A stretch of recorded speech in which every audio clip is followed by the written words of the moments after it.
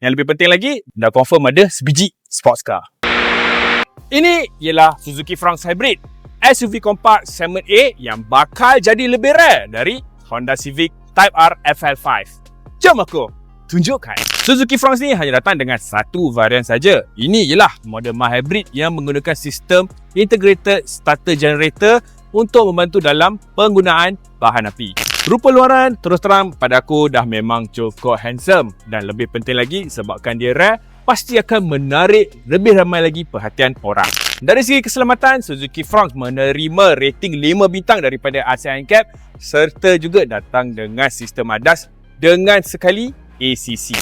Ruang dalaman memang cukup selesa dengan kerusi yang memang cukup tebal dan juga posisi memandu yang cukup memuaskan. Infotainment ada sokongan Android Auto dan Apple CarPlay serta ada juga butang-butang fizikal untuk memudahkan kawalan semasa memandu.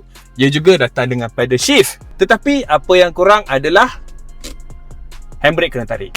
Mungkin dengan harga RM148,000 memang tak cukup memberasakan untuk halayak ramai. Tapi untuk mereka yang memang dah beli Suzuki Fronx ni, mereka tahu apa yang mereka nak. Yang lebih penting lagi, dah confirm ada sebiji sports car.